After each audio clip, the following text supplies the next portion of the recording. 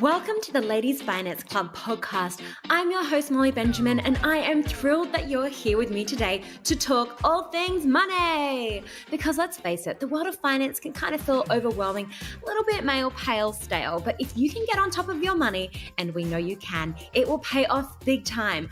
We're going to be chatting to the best experts in the country about how to build wealth and get on top of your money game so you can become financially fierce. It's easier than you think.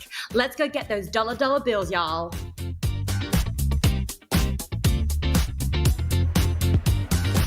All right, want to get super savvy, but you're like, where do I even start? Or like, Molly, I'm trying to tackle Tinder, not my retirement. Jokes, is Tinder even still a thing? I'm not sure. But today I speak to one of my favorite women in superannuation. Her name is Gemma Mitchell. She's an absolute gun when it comes to this stuff. And we talk about what are the really small things you can do now to ensure your super is looking as good as George Clooney does when you hit retirement. Get ready to take some notes because this one is a goodie. Thanks so much for jumping on the show today, Gem. No worries. Thanks for having me. Now, a lot of our guests this season are no newbies to Ladies Finance Club, so I'm sure your voice, your face is familiar to many of our followers because you do come and speak to our women a lot about the importance of retirement and understanding your superannuation because you can make some really small changes that make a massive difference later on in life. But I thought we might just kick off with, what is super? Great question. And I'm surprised. I shouldn't be surprised, but I always am about how many people don't know what superannuation is. They just see this amount coming out of their pay. But the most important thing that people need to know about super is it's your money. So you need to take an interest. And as you said earlier, there's so many little things that you can do now. So the earlier that you do them, the better off you're going to be. So superannuation, what it is it's a tax structure. So it's designed to help us save for our retirement and it has lots of tax benefits. Lots of people think it's an investment itself and it's actually not. It's a tax structure. We can certainly invest within it. But it's this tax effective environment that's preserved, which means there's a restriction on when we can access it. And it's the government knowing that we're not going to save for our own retirement unless they make it compulsory. So it's this big bucket of money that we can do a lot with right now to make sure that it grows for us to live on when we retire. Awesome. So I go to work, I get paid, and a bit of that pay goes to my future retirement fund. And then that money is being invested. Absolutely. So think of it as you've got a wallet that money comes to and you've got to sort out all your bills. Think of future you's wallet when you're a granny that you're going to be dipping into that wallet. So that's a separate one that you can access when you're older or under certain conditions. And then while that money's sitting there, you can be investing and doing different things with it to make sure that it's growing. Your employer will be putting contributions in if you're an employee, but you can also be putting contributions in yourself and growing that wallet. So when you can retire, you're living your best life. Great. And I know I'm like trying to tackle my Bumble, not my like super fund. And like sometimes I'm like, but it's just like such a future Molly problem. Like I'm not going to even be able to access this money till I'm 65. But why is super so important? Yeah, so everybody pretty much feels like that. It's that whole present bias is that we're just thinking about what's in the now and we've got so much stuff going on. But if you have a think back to when you were 18 or 20 or whatever it was, time's flying, right? And so right now, imagine, like I always say to myself, I wish I just had started doing that. Like if it's investing or buying a property, why didn't I just start 10 years earlier? You're going to be 60, 70 in no time at all. And this is the money you're going to live off. So we do actually need to get out of that present headspace and think future me is going to love me for doing this now. But super is so important because, saving for retirement, it's not just superannuation because you can have other assets outside of super that are for your retirement. But it's so important because most of us want to be living our best life. We don't want to be on 2-minute noodles and biscuits. Like when I retire, I want to be traveling and doing all these things. I'm pretty much going to be the same person I am now, hopefully just with more money and more time to do stuff. So we need to make sure that we're actually saving for retirement. And you can do that with lots of different assets, but superannuation in Australia has lots of tax incentives to make that easier for us. Okay, so ladies, think of your super fund as your future holiday fund for when you retire. You don't want to get to that holiday and have no money because that would be sad and you'll be eating beans on toast. So we need to take action. Gem, how much should we have like by our certain ages. So like I'm in my 30s. What's the kind of number I should have? And then what's kind of like the actual number people have? Okay, so that is a really difficult question because we're all so different depending on where we live and what our lifestyles are like. There's so many factors, but the government puts out a figure, right? Which makes it easier for people to wrap their head around. So the government says, well, if you're a single, you're probably at retirement, you're probably going to need about 545,000 and about 640,000 if you're a couple. But if you actually look at the data on how they got those numbers, in my eyes, it's a pretty conservative lifestyle. They call it comfortable, but I think it's like a holiday once every 7 years. And if I'm 65, I don't know if I've got time to wait every 7 years. So it's so different to everyone. But based on those figures, they also say, well, if you're 30, you should have, I think it's about 55,000 in super. If you're 40, you should have about 165. So they do set this, and it's really easy to Google. But my concern with that is, some of us are living in Sydney, some of us are on the coast, some of us are in country town. It's so, so different. So one of the things that Super Fierce, the company that I work for, has just brought out, as we know, retirement planning and retirement calculators can be a bit of a bore, but they've just released a game called Blingo. And I've done many retirement calculators in my time, and this is a really fun interactive one where you can pick what's your fashion going to be like, what kind of car are you going to drive, what are you going to be camping, are you going to be first class jet setting, all of this, and it's going to spit out a number going, well, based on that, thank you, the government, for kind of working it out for us. Let's take that as a baseline. I actually want to up it, and this is how much I need.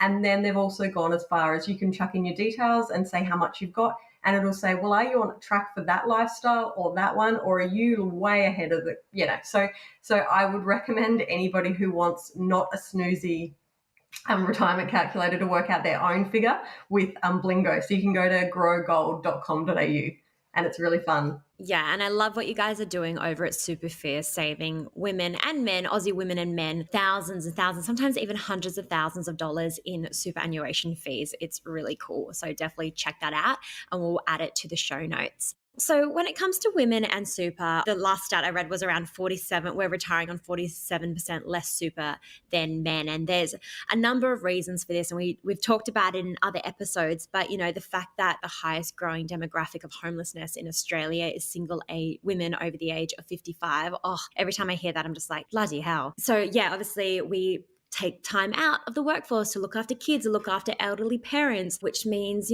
we might be retiring on a lot less than our male counterparts. So if people find themselves in the situation where, they check out the Blingo calculator and they go, okay, I'm currently not contributing enough, what are some ways we can boost our super? Yeah, so there's a few different ways that you can boost your super. So I would say there's probably three elements where you can have the biggest impact. So contributions, obviously, and the earlier that you start, the better off it will be, because that compounding effect, if you're starting much earlier, the money's going to be growing a lot. It's got a lot more time to grow.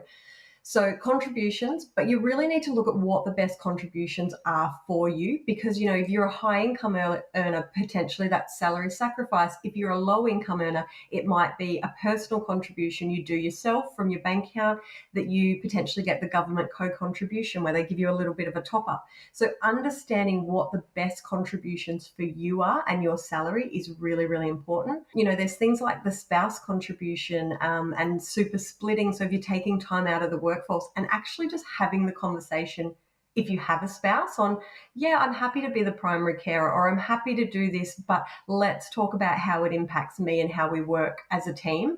So I think the earlier that you can have those conversations, the better. But just understanding what contributions are available to you. So with contributions, there's obviously contributions that our work has to pay us, which is at the moment, is that sitting around 10%?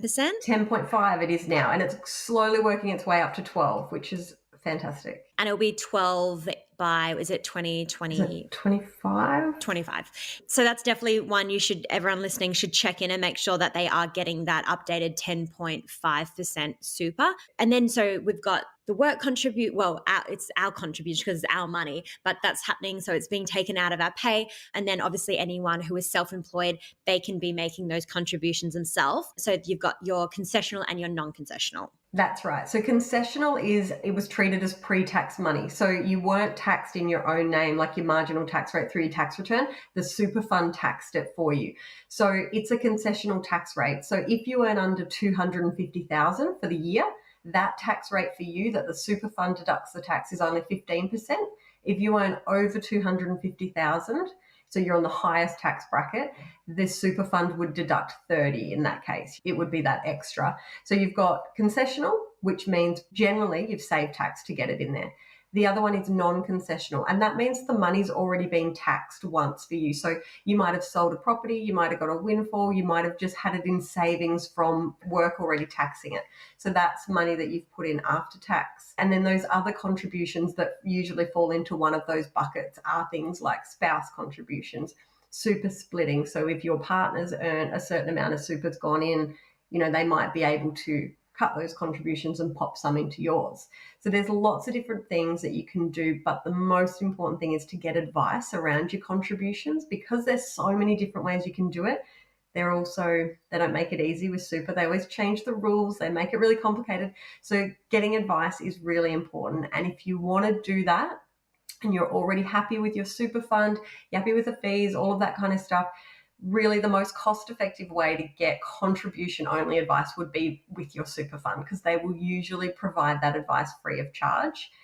So it's not to help you find the best super fund, because they're only going to be looking at their fund, but it's to help you with contributions. You could certainly use that service. And as you said, like there's lots of different rules around how much you can actually contribute to it and how much each year. And you can also carry forward and catch up your contributions. Yeah, one of my favorite ones. Yeah. Yeah, I know. I was so unaware of this. So ladies, take notes, because this next bit could have a big impact. Yeah, so this is only new out the last couple of years, and it's such a big win for everybody in super world, right? But especially women who have taken time out of the workforce, men, whatever you might be having kids or starting a business, whatever it is. So it used to be that contribution, that concessional cap. So it was 25, now it's 27 and a half. It used to be if you didn't use that, too bad, it was gone. But now it rolls over for a 5-year period. So if you haven't made any contributions last year, you haven't made any this year, or you've made a few, any of that unused cap gets added to this year. So it might be, so let's say you started a business. This is a really common way. People always go, I don't have enough right now to pay myself super, but then there's potentially going to be a time where that business takes off. So that might be the year that tax effectively they want to catch up on all those contributions. They want to pop a lot of money into super, or they might have sold a property, whatever it is. There, you can actually utilize that all in one year, which one helped retirement because you've got back up to where you'd ideally want to be, and you've potentially helped your tax as well. So that's, one of my favorite incentives that they've changed with super in recent years. And you can actually, if you go on to MyGov and then you go into your ATO tax app, you can actually do the carry forward on that over there. Yeah, you can see your tally. So it will actually show you how much you've got available. Yeah. So ladies, if you're not quite understanding, think of like if you've got like, I don't know why I'm using the example of buckets, but if you've got like 3 buckets in a row, one's half full, one's a quarter full, and the other's full, it means you can top up those last 2 buckets to make them full. So definitely something which you should look into. And again, they can get advice from their super funds as well for that. Yeah, and it just takes the pressure off, right? If one year something happened and you plan to put money in, or, that business analogy we were talking about, it just takes the pressure off that you're like, right, okay, well, it's not gone. It's not, this year hasn't been wasted. I'm going to get to it next year. Yeah. And as we said, the government wants us to put money to our retirement because they're like, we don't want to be looking after your broke asses when you're old. We want you to support yourself. That's, I think, the whole idea of where the super system came from. I mean, not in those exact words, but the Keating government brought it back in the day just so it would take the pressure off the government. And also, like, we have a pension, but a pension, number one, when I'm 34 when I retire, will there be a pension? And also it is not a lot, is it? So we can't be relying on the pension. No, it's really like a minimum kind of wage just to get you through the bare minimums. So super's been around now since 1992. I think it was compulsory. So for our generation, most of us now aren't going to remember a time where there wasn't superannuation. So if we're really, really aware of it, if we've been employees, we should actually have enough to support ourselves. But we do need to do these little steps along the way that we've talked about. Yeah, and for those people who are listening and they're like, just wait, what is the pension? Jem, could you just maybe give a really quick kind of overview on the pension and what that sits at? Yeah, so that's Centrelink. So you'll be aware of, most people have heard of, a disability support pension or job seeker. It used to be called, it's called New Start now, but it used to be called, like, I don't know, people refer to it as the dole. So it's those are the things while you're working, and then a Centrelink age pension is what kicks in retirement if you've got under a certain amount of assets and income. A lot of the time, most of the people that are on Centrelink pensions now, it's to supplement their other assets and their super. So they might get a part pension or something, or just scrape in for some of the concessions. But it's just to support and to boost. But yeah, it's not a lot. And the earlier that we start looking at super just means we're going to have more choices. Even with that comes a lot of reporting and explaining where you spent money and what your bank account now is. Like, I would just be really happy to not have to explain anything to anybody and go, self-funded. But that's quite a privileged position to be in. But yeah, the younger you start, the more chance you've got of being able to do and support the lifestyle that you want. And please go back and listen to our Investing 101 part 1, where we actually talk about the power of compounding.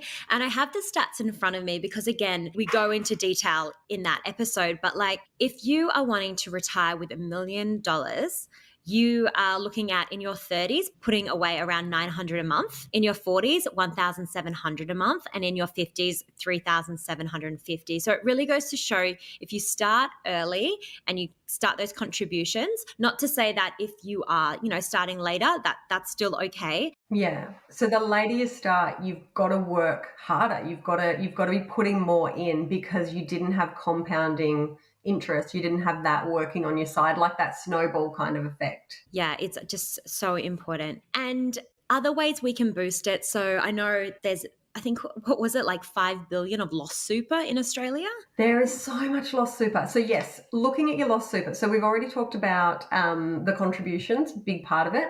Looking for lost super, all those little random jobs that we did, which probably won't happen going forwards, fingers crossed, because the government's now got the whole plan to staple a super fund, so you can't have all these, little ones. That's got problems in itself, but we probably won't have this lost super issue that we've had in the past. But yeah, going on MyGov, looking if you've got lost super. The other one would be, so there's probably 4 elements. The other one would be looking at your investments. So it's really, really important that you actually have an understanding of how you're invested in super. So remember, we talked about it's a tax structure. You could have cash in there that's going backwards with inflation if you wanted to. So they're not, most of them have a default investment, and you can actually go in and change that and look at, well, I'm happy to take a little bit more risk perhaps because I'm younger, or I'm getting closer to retirement. I don't want to take that much risk now. I want to smooth it out. So you can have a lot of control over that. So your returns, how you're investing, is going to have a big impact on that as well. So, Jen, when you say a default fund, so I start my new job, woohoo, they go, hey, here's your, and I know when this happened to me, I was like, I had no idea what a super fund was. I was like, whatever. Yeah. They're like, cool, you're with this super fund. This is what default fund you're in. All good. I'm like, is super even my money? I had literally no idea what super was. I was like, yeah, cool, whatever. Didn't even look at it. Never opened a letter from my super fund. Oh, bad Molly. I now know better. But we can actually choose where we actually put that money. We don't necessarily have to just go in the default fund. We can invest with our values. That's actually our choice. Yeah, so most super funds, if you went onto their website, they would say, this is our default. If you haven't told us how you want to invest, this is where we're going to put your money. So some of them have a sliding scale. So some of them say, well, for your age, we're putting you here. If you don't tell us any different, as you get older, we're going to start moving you there. And heaps of people are comfortable with that. But most of the time, if you go onto their website, they'll say, this is the default where you are if you haven't told us, but look at what else we offer. It's kind of like a menu.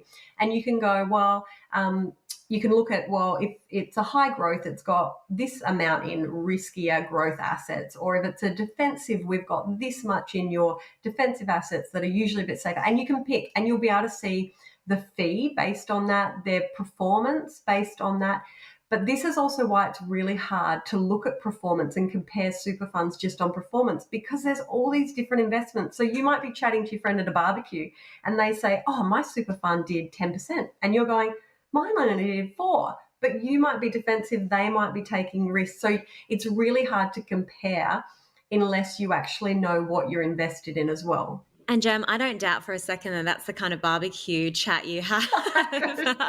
But also for people listening, again, that's where I'd say go back to that Investing 101 episode where we actually break down what are those assets you can be invested in. So, like, when we speak about, defensive, that's things like cash and bonds. And when we talk about growth, that is more on the shares and the stock market and property. And again, I always like to use that image of like shoes. You've got your flat shoes, which are more your conservative, your safe investments or your risk profile. And then you've got your kind of high heels, which is probably more those growth assets, a bit more risky. So is the rule of thumb that like the older you get, the less risk you would want to take? Usually, most people start being a little bit more conservative, but a lot of people actually think that you shouldn't take any, like they go, oh, well, my money, and we'll talk about what actually happens in retirement. But a lot of people think that your time frame is your age now till you retire. It's not. Chances are that money is going to stay invested. You're just going to start using it to live off. Chances are, if you retire at 60, there's probably another 30 years that money's invested. So when we talk about investing, like you educate all the time, the longer term, the more risk you can take if you're prepared to ride out that. So it doesn't get to your retirement date and you just go, right, no more risk. We're living off this money. It's in cash.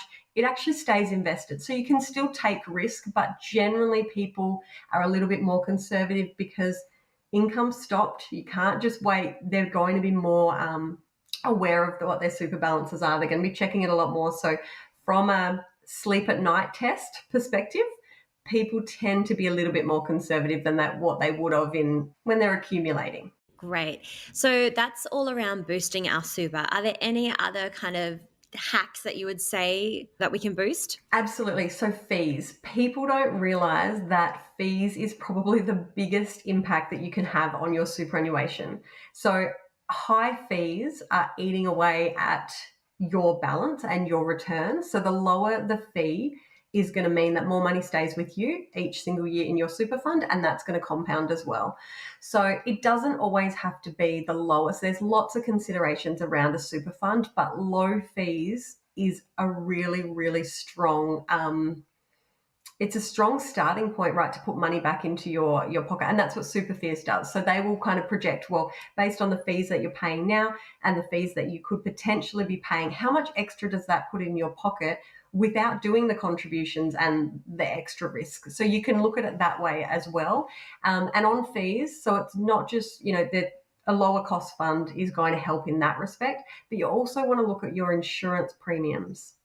Because if you're overinsured, you're paying for stuff. So insurance premiums are going to be coming out that perhaps you don't actually need, or you could be overinsured. So all these things are eating away at your retirement balance, fees, risk. So with fees as well, like, it might be like 1%, but that at retirement in 30 years time, that could be like the equivalent of like over $100,000. Yeah, it's scary when you see the compounding effect of the fees. We always talk about the compounding effect of returns, but the fees is just as scary. Because I think it's really easy to be like, oh, but it's just 1%. But if that means 100,000 or 75,000 left at retirement, I'd prefer the 75K in my retirement pocket. Yeah. So when I hear numbers like that, because sometimes it's really hard when you hear big numbers, like I might have a mil for retirement or whatever. It's hard to actually work out, well, what does that mean for me each day? And so you're breaking it down. If you get your report through Superfist, they'll break it down into two ways. What the value is, so that big number that's going to look amazing, might be a millionaire. And the other one that's actually, well, what does that work out to be a week? Because then I can work out, well, what am I doing? Am I shopping? Am I going for champagne? Am I going to the gym? What things can I afford? But with those fees, if you're fee saving, like you said, 75 grand, my brain goes, oh, that's probably like 5 to 7 overseas holidays. It's a lot of money. Definitely. Would you say no to that? No. Yeah, totally. And I think with Lost Super, and I always like to use this analogy that if you were walking in the street and you saw $500 and it said your name. So if I saw $500, it said Molly Benjamin, this is your money, I would pick it up. And that's what we do when we ignore our Lost Super as well. So, look after your money now and it will look after you later in life. And what about consolidating our super fund? So if we've got more than one fund, so maybe we worked at Macca's, Woolies for our parents, then we got a uni job. So we might have a couple of different things going on. And I know we talked about insurances and we'll talk about that again, but is it best to just to get rid of the paperwork and combine them? So consolidating is really, from a perspective of just less paperwork, is really, really convenient, right? It's easier to track and you do pay fees for each super fund. But probably the biggest misconception with consolidating is people think that that they have to have one super fund and that's just the way it is, right? But you can have more than one super fund. One, if you know where they are, if you know what the reason is. So say it's strategic, it might be for your insurance, or you don't have choice of fund at this particular employer, but those investments don't suit your needs. So as long as it's strategic and you know why you've got more than one fund, that's absolutely fine. But yeah, if you've got more than one because it's head in the sand and you're just overwhelmed with it, then looking for help, advice around that, go to Super Fierce, go to a financial advisor, even talk to your super fund, get help with that. But yeah, it's not such a bad thing to have more than one super fund. You don't pay double fees like everybody thinks, because super fund fees are broken up and they're usually mostly in a percentage form. Having more than one doesn't usually do that, but where you do double up is their administration fee, which for most super funds it might be like $60 to $100 a year. So that's the one you're doubling up on. And we're okay. You should be okay to pay that if you know why you're paying it. You don't just want to pay it because you haven't got around to sorting them all out. Yeah, I'm Scott Pape's number one fan. I love him and love the Barefoot Investor. But I know I've spoken to a few debt counselors who have spoken to people who have read the book, consolidated all their super funds, lost really important insurances that they could not get back. They got sick and it put them in a really hard financial situation. So I just want to say again, if you're listening and you are consolidating, just make sure, like, some insurances are different to other insurances. You might have got a super fund when you were fit, healthy, young, had no issues.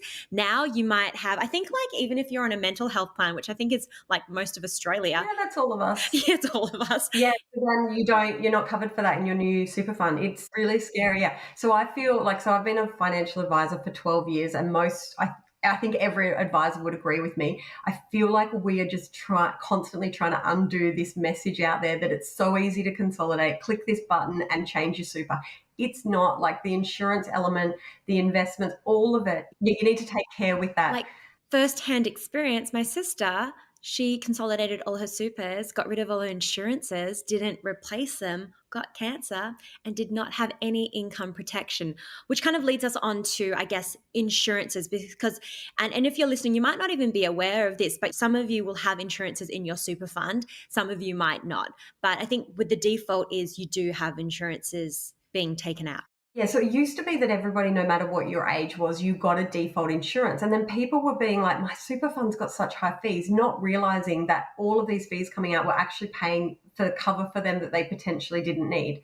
So with the new reforms that have come in, you need to have a balance of over $6,000 and you need to be over 25 before you'll be issued with default. You can ask for it, you can opt into it, but usually they're the standards. So the scary thing about that is that people that had insurance might think that they still do, and they might not because their balance has dropped under 6,000.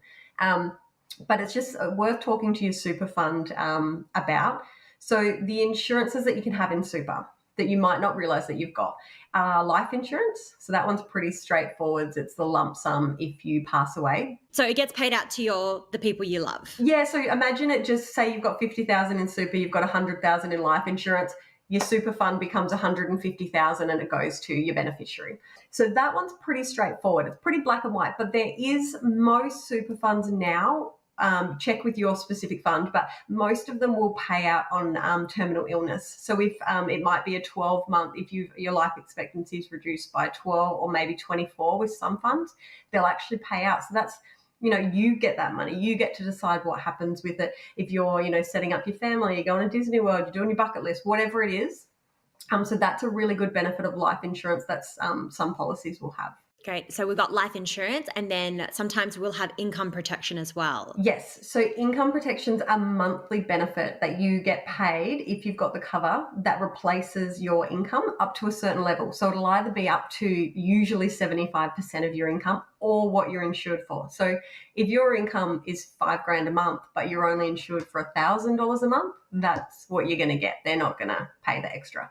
So that usually in a super fund, you'll have a waiting period of how long you have to survive. So this is where you want your OMG fund. And that might be, a month, 2 months, or 3 months.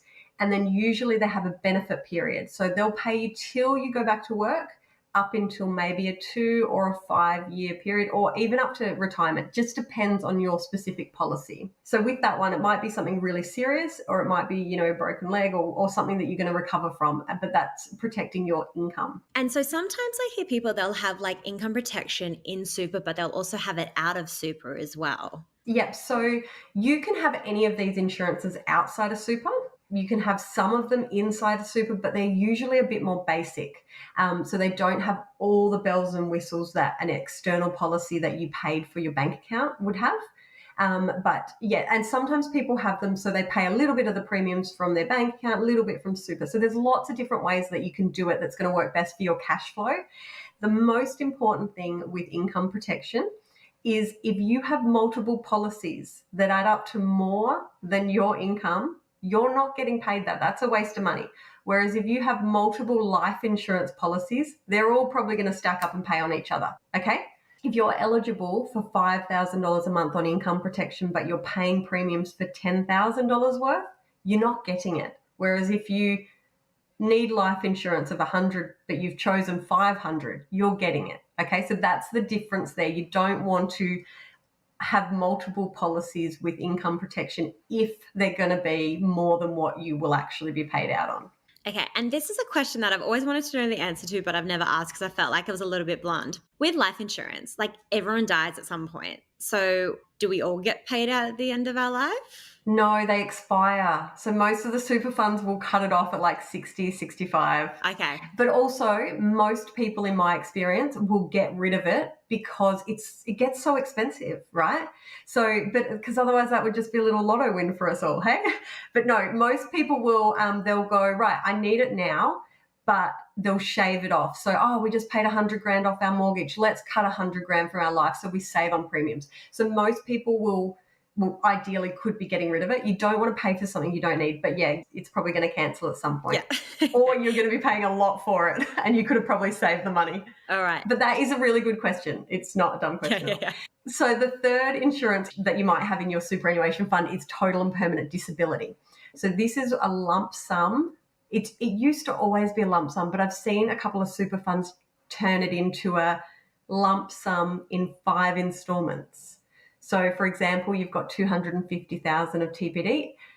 It used to be pretty clear cut that if you were eligible for it and it was paid out, you got that 250. Whereas I've seen a couple of super funds change the policies that said, yep, we'll give you 50 this year. Then make sure we'll just double check you're still that sick. Then we'll give you 50 again, and so on. Which would be, based on my experience of going through claims, would be very stressful. And that uncertainty, I would much prefer my own policy to have that lump sum that I just got straight away. So if you could never work again in an occupation that you're suitable for, you've got experience and things for, so any occupation you have to prove. So if you were like a builder and you fell off a ladder and you couldn't become a builder anymore, you'd get paid. So own occupation is one that you can have outside super if you pay your own premiums. And that's if, you couldn't do your specific job. You're a surgeon, you can't be a surgeon anymore. You're a pilot or whatever. Whereas any occupation is in super. It's a lot harder to claim on, to pay out on, because, maybe that person can answer phones or sweep floors, or it's harder, but it's still better than nothing. It is a lot harder to get though, but it's a lump sum designed to help you pay for your living expenses for your life, maybe pay off some debt. Yeah, there's lots of different ways that you could use it. And potentially, if you had life insurance, total and permanent disability, and income protection, they will do different things. So potentially for one incident, you could actually get them all. You don't, yeah. Okay. So we've spoken about in your super, you can have life insurance, income protection, total and permanent disability, and then The other one you can't have in your super is trauma. And just for those listening who are like, do I need trauma? Trauma is kind of like if you have a trauma like a stroke, cancer, that kind of thing. Yeah, so it's like a critical illness, and it's a lump sum, and it's regardless if you can work or not. So you might be diagnosed with, cancer or a stroke or something, and you might be back to work, straight away, or depending on how severe it is. So it's a lump sum. Just to kind of help pay your medical or maybe take some time off work. And sometimes they'll pay the whole amount out, or sometimes they'll say, yeah, it wasn't that bad, we'll give you a portion or whatever. And I don't know if you can answer this, but I'm going to ask it anyway. If someone's listening to this and they're like, oh, I can only afford one insurance, what to you personally is the most important insurance to have? It really, really depends on their situation. But for myself and thinking about the people around me, I would say income protection, because your ability to earn income is the most important thing. If you have your income, you can maintain debt. You can pay repayments until you can sell the asset or work out something else. So I personally feel like it's income protection, but it just really, really depends. Oh, I'm absolutely loving this conversation and I'm learning so much about super. So, we've talked about insurances. So, how do we know if our super fund is good or a dud? Because I know a few people I was speaking to, they got naughty letters from their super funds last year. Yeah, so that report now comes out each year listing, it's pretty much a pass or fail. So it's saying they were good or they were bad. So that's good, but there's so many other things that you've got to consider. So a lot of the time people will look at performance and go, oh, that's bad. And they're looking at 1 year in isolation. That means nothing. So you really need to look at the overall performance for your specific investment as well. They might have, that super fund might have a terrible investment, but not all of them are bad. Or, so it really, really just depends. So you need to be comfortable with the investment and look at the long-term returns and just see if it's kind of around what other people are doing. It doesn't have other funds. It doesn't have to be the best performer, because if you always chase the best performance, they all change, right? You'd be changing super funds every single year.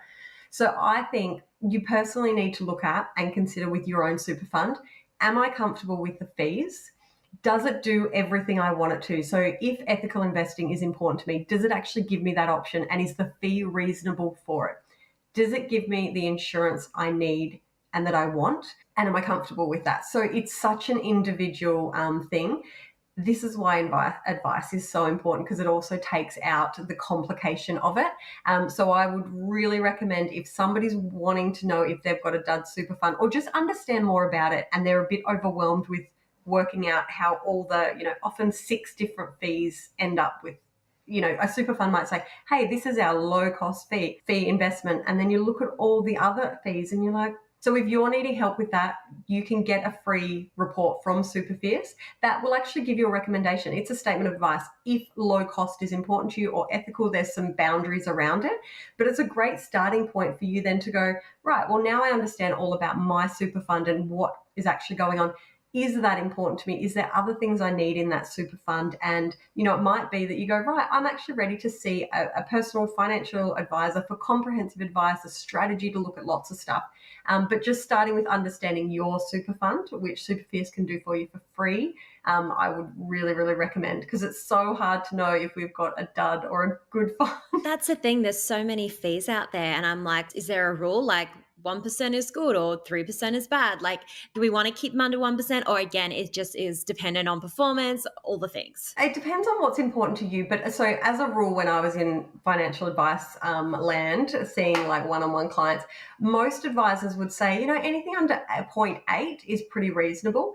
But now, the last few years, now we've got index funds, passive investment, all of that kind of stuff. Fees have come down a lot. So, but it also depends, if you want your super fund to be doing all of this really fancy stuff and have access to all of these different investments, you're going to pay more for it.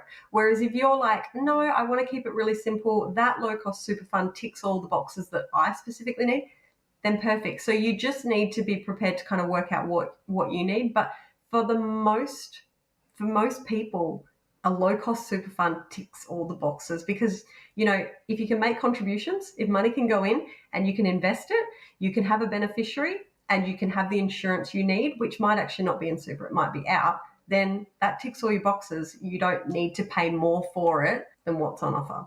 So ladies can head over to Superviz and they can literally download a free report of what they're paying and where that is in the market, or? Yeah, so a statement of advice. So what it will actually do is you upload your superannuation details, usually just your MyGov report or a recent super statement, and it'll say over your lifetime, based on what you've told us about yourself, like when you see a financial advisor, this is what you're on track to retire with. These are the fees you're going to pay in your lifetime.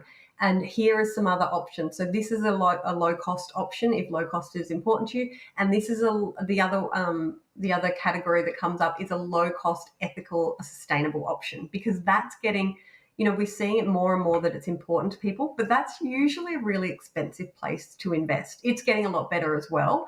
Like most investments in that space, there is either becoming more competition, more options, but fees seem to be coming down there as well. So we've got an option there. If that's important to you, you can see that too. I know we were chatting about this another time, and I was kind of surprised to learn that your superannuation isn't part of your estate. So if you have a will, your super isn't included in your will. That's right. So your super is in trust for you. So it's like a trust. It's not in your own name. So it's not like your car and your cash and your house. It doesn't go in form part of a will. So there's a couple of ways that you can do that. You can list a beneficiary on your super fund, and there's two beneficiary options usually: a binding, which is like ironclad. If you name the right person and they're eligible, so it's valid, it's ironclad. It's you saying to the super fund, this is what's happening. And then there's non-binding, which is like, hey, this is a suggestion. If you guys agree with it, please do this. So there's a couple of different ways you can do it. If you need to get advice from an estate lawyer, but usually if you want it to go through your will, you can list the will as the beneficiary on your superannuation, but you need to get an advice from an estate lawyer if that's the best thing for you to do. And you can fill out a beneficiary form on your super fund, super easy. Yeah, you just get the form from your super fund and send it off. If you do the binding one, that ironclad one we were talking about, usually you have to renew it every 3 years. But just talk to your super fund about it and what they offer. And I also wanted to do a quick shout out to a company called Super Rewards as well, who I'm loving at the moment. So these guys are a cashback site. So if you're not familiar with cashback sites, there's a couple in Australia, but pretty much when you shop online, and I know Super Rewards is doing this for when you shop in store as well, they will give you like a percentage back on. So if you've bought something from Apple, or you buy something from Woolworths, or you buy something from Lorna Jane, or they're iconic, they might give you 2 or 3% back. But instead of putting it in a bank account, they put it in your super fund. So that's cash rewards. So that's another good little boost. Okay, Gem, what is the one thing you wish people knew about super that a lot of people don't know about? That would definitely be around, we talked about it earlier, about you don't have to have one super fund. It's the biggest misconception, and people just go and get a little excited and put them all together. So absolutely, you don't need to have one super fund. If it's strategic and you know why you're doing it and you're comfortable with that, it's absolutely okay. And ladies, this is your money and this is going to fund your retirement. So we have to switch on to this. So you've got some actions, ladies. We're giving you some homework. Find out where your super is. If you don't, call up your super fund. Check out what it's actually invested into. What company is it invested into? Does it align? Go fill out a report at Superfizz. Make sure you're not paying too much in fees. Check that performance and fill out a beneficiary form. So if anything was to ever happen to you, which it won't, I'm sure it won't, touch wood, we're touching on the wood, that money is going to the people you want it to go to. On that cheery note, thank you so much, Gem, for sharing all that information about our super. And I hope the women have taken lots of notes down, and obviously we'll put links in the show notes and everything. We did have a member submit a question, Money Problemo, and her money problemo was, she said, look, I'm a busy mum. I haven't worked for the last 8 years. I checked my balance. I found out there's not much in there. What's the best thing for me to do? What do you reckon would be a place she could start? I know there's going to be so many people feeling exactly the same way and really shocked at what's in their superannuation and feeling a bit helpless. But the biggest advice I can give is the sooner that you take notice, so looking at it now absolutely is the best thing that you could do. And what we've talked about today is checking out those fees. So even if you're not making contributions, that's probably where, like a low balance, looking at low fees, you can make the biggest impact. I'd make sure that you're only paying for the insurances that you actually need. So that's not eating away at that money. And looking at your investments. So all of the things we talked about today, looking at the fees, looking at the investments, making sure any premiums that are coming out of there is actually insurance that you need. And then looking at the contributions, if you're not working, perhaps you might be eligible for the government co-contribution, where if you can put $1,000 or even less, they match, put a little bit of money in there. So just looking at the quick wins, the easiest way for you to make contributions and utilize these incentives, because, for most of us, super will be our biggest asset. So it used to always be, it'll be your second biggest asset, second to your house. For most of us, it'll become our biggest. And we often think that if we're starting out late or it's a small amount, we can't have a big impact, but you absolutely can. So I'd start with a super fierce report so you can see your fees, and then look at your insurances, make sure those things aren't eating away at it while you're not making those extra contributions. Awesome. And Jem, we just have some questions we ask all our guests. Get to know Gemma. So I'm just going to hit you with them. Whereabouts did you grow up? I grew up in regional South Australia in a town called Mount Gambier. Mount Gambier. And did you think you would end up in finance? Absolutely not, but it's not a surprise because I was doing budgets probably since I could write. I love how some people are just like, it's ingrained in them, and like others like me, it's just like so not. Well, then how do you budget? Are you a bucket, spreadsheet, head, app? I'm a spreadsheet, and it's hectic. If I would never give it to somebody else to go, hey, use this, because it's just like, I know exactly what's going on, but nobody else would. Is there a recent purchase that you regret? Yes. So I recently got Botox. I just wanted to try it out and stuff, and nobody noticed, and I can hardly notice, and it was so much money, and it doesn't really align with my financial goals, so I probably won't do it again. There you go. Fair enough. Best piece of advice you got about money growing up? My favourite one, I don't know if I got it from growing up because I was probably dishing out the financial advice, but my favourite advice is act your wage, and I think that goes both ways. So don't spend more than you earn, live within your means, but also if you are earning, it's okay to spend, which I never really got. We've only just recently got a cleaner that makes my life so much easier, because I was just like, I don't want to spend on things. But if you can afford to do things, then you should do them, just like if you can't afford to do them, you shouldn't. Yeah, and I love it because we did a session last year and you took a bunch of time off and you actually traveled around Australia with your family, didn't you? That was so cool. Yes, 6 months in a caravan. Love that. Best piece of advice you wish you had listened to? So my dad told me not to buy a petrol Prado because it would be so expensive on fuel. And I was like, how bad could it be? It was so bad. I sold it within 6 months, and I will listen to my dad in future about my car purchases. Yeah. Any favorite podcasts or books you're reading at the moment? I like any podcasts that are about true crime, and I literally started reading your sister's book yesterday and I love it. Oh, yay. She was one of our guests on the podcast talking about goals. Yeah, so the book I'm reading is Life is Tough, But So Are You. Nice little plug there for Bryce. I'm sure she'll be grateful. If you had to be in a TV show, a reality TV show, what would it be? So my husband and I renovate at his builder, and everybody says we should go on the block, but I say no because I'd come off like a psycho. You know how there's always the villain? Nah, I would never do it. Would you be the villain? That would be me. I hardly believe that.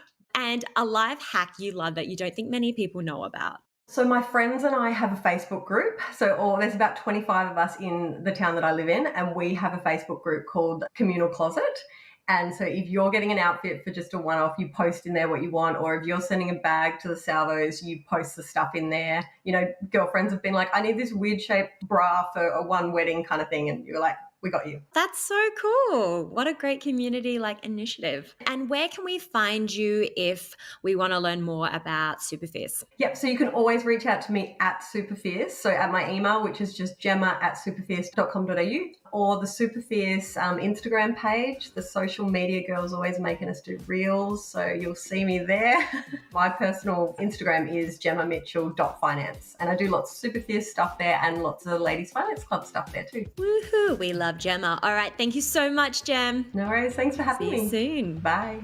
Bye.